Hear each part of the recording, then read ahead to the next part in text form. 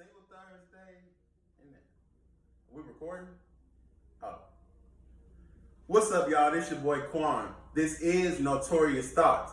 Now, before I get started, make sure you guys follow my social media down below, and also subscribe to my YouTube by searching a Notorious podcast. Now that that's out the way, we all know Pop Smoke just dropped the album. In my opinion, my take on the album, for one, it was produced by 50 Cent. Of course, we know 50, G-Unit, Under Dr. Dre, found Eminem. So, of course, I mean, hearing that 50 Cent would produce an album, you know, it's not shocking to me at all. He comes up under great mentorship. So, of course, you know, for the most part, people would think that Pop Smoke's album is just going to be perfect. Now, I mean, my take, I feel like the album was kind of incomplete in a way.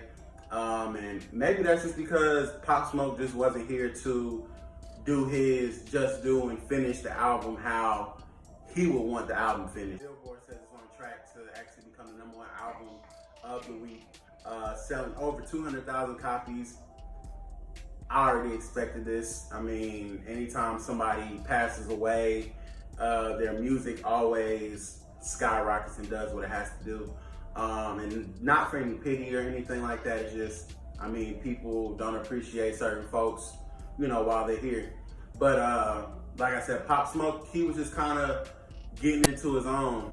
Now, the album came with a ton of features, but in my opinion, I feel like the features kind of filled in where Pop Smoke left off in a way.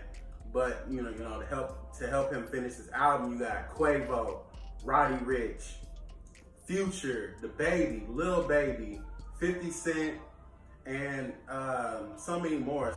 Now, in my opinion, I feel like behind every great album, there are great samples.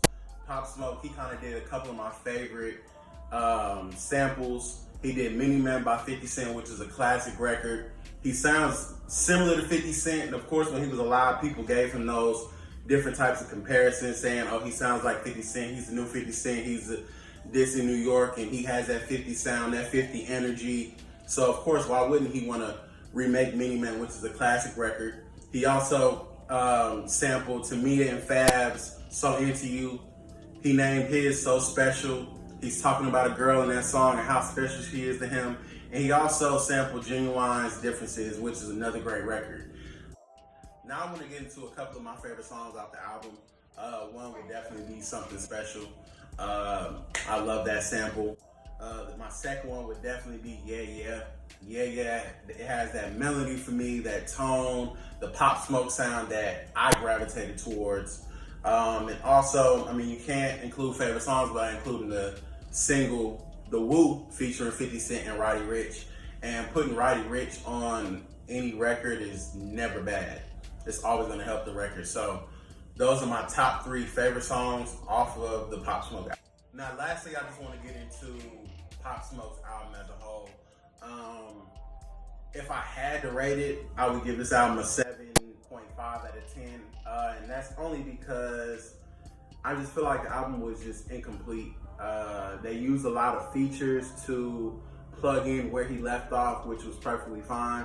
But in my honest opinion, I like albums, I like finished albums, and I like artists to approve their albums before they come out, because I know that that is their true body of work.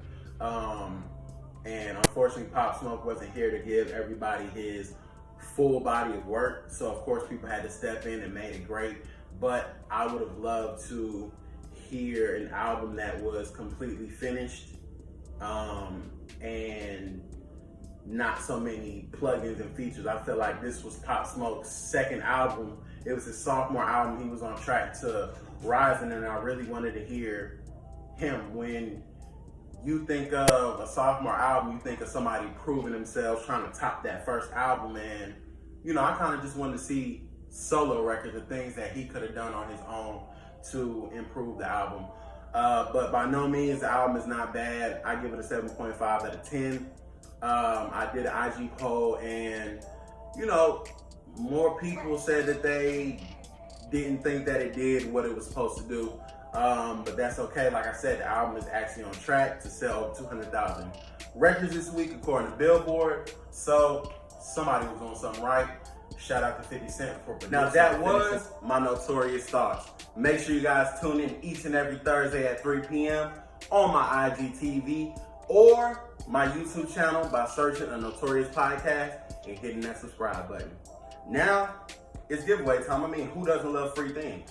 And this week's giveaway is sponsored by none other than A Love That Burns, which is honestly one of my favorite candle companies.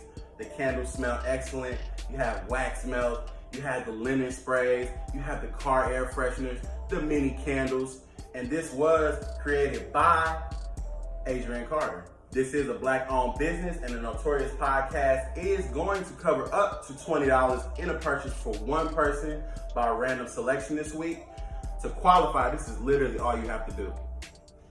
Send me an Instagram message, send me a DM, comment on my YouTube, and just let me know what you want to see out of a Notorious podcast. Critique me, help me out. That's all you have to do, and you'll be entered in for a random selection for the giveaway this weekend. Again, sponsored by I Love That Burns. This is Notorious Thoughts. I want to thank everybody for tuning in. Peace out.